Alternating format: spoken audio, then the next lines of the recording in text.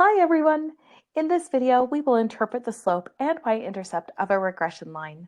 The scatter plot shows data for the level of vitamin D, Y, in the blood, measured in nanograms per milliliter, and the hours per week of sun exposure X. The least squares regression line is given by y hat equals negative 6.7361 plus 6.0539x. Interpret the slope and y-intercept of the least squares regression line. Let's go ahead and review a linear equation starting with y equals mx plus b.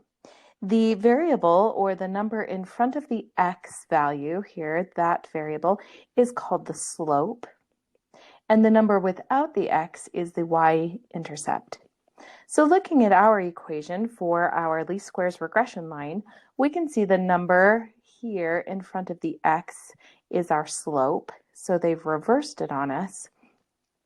And this number here is our y-intercept. Our slope is a positive slope, and slope is defined as the difference in the y's divided by the difference in the x's. We could also say that's rise over run.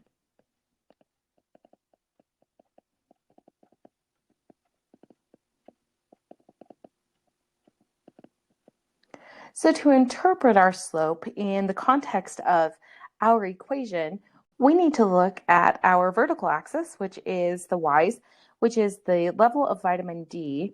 And so we are increasing the vitamin D levels by 6.0539 nanograms per milliliter. And this is per the X values, which is the sun exposure in hours per week. So we are increasing a little more than 6 nanograms per milliliter of vitamin D for every hour of sun exposure in the week.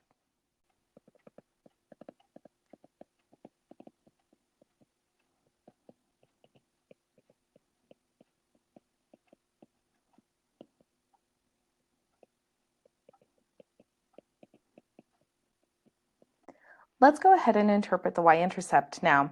The y-intercept is a negative number, so let's go ahead and see what it looks like if I were to graph it going down here. And it comes down at a negative 6.7361. And the y-axis is the levels of vitamin D. So that's what would put us at a negative amount of vitamin D in a person's body.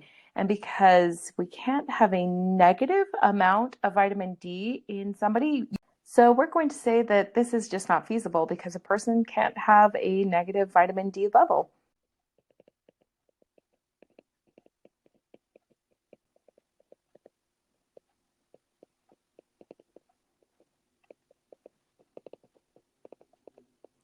We've now interpreted the slope and the y-intercept of our regression line, and now we're all done.